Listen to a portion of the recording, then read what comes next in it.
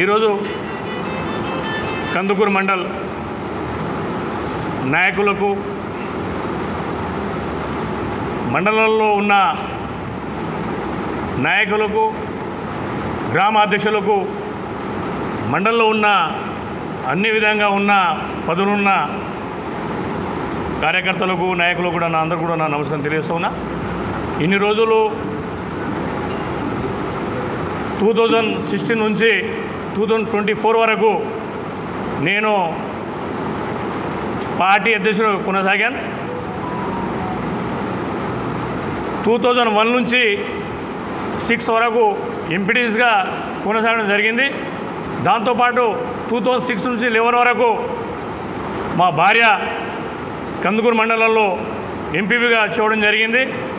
దాంతోపాటు 2011 నుంచి 2015 వరకు జిల్లా ప్రధాన కార్యదర్శిగా పదవీకాలం చేయడం జరిగింది.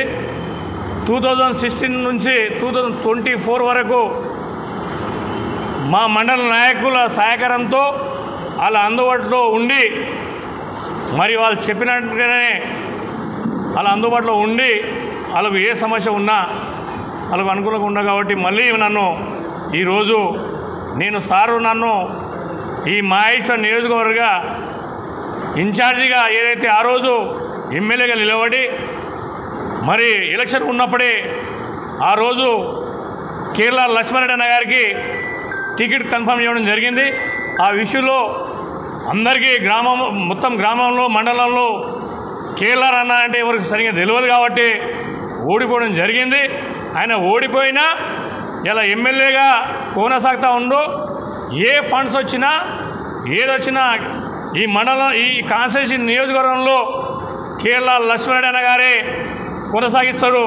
ఆయన అందుబాటులో మేమందరం కూడా కొనసాగుతాను కూడా ఈ సందర్భంగా నేను తెలియజేస్తూ, మరీ నన్ను వద్దనుకున్నాను. నేను ఈ 8 సంవత్సరాలు నేను కొనసాగాను.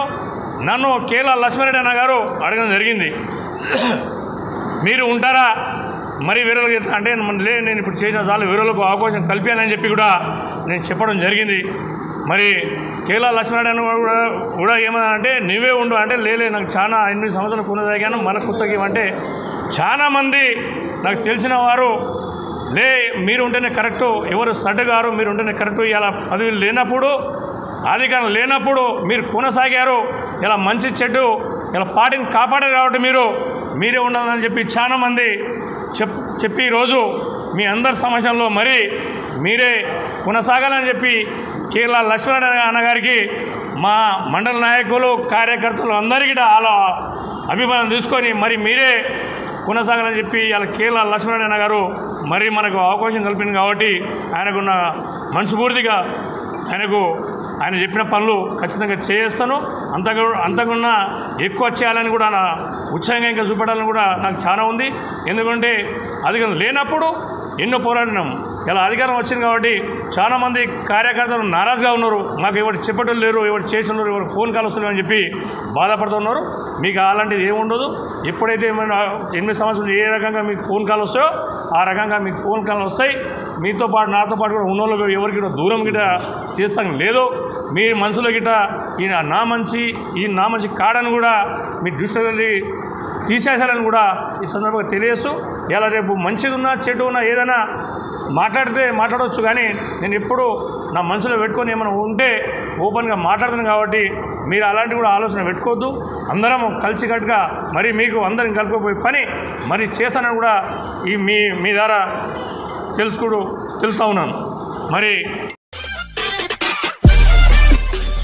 మరిన్ని అప్డేట్స్ కోసం please subscribe and watch M4 news channel.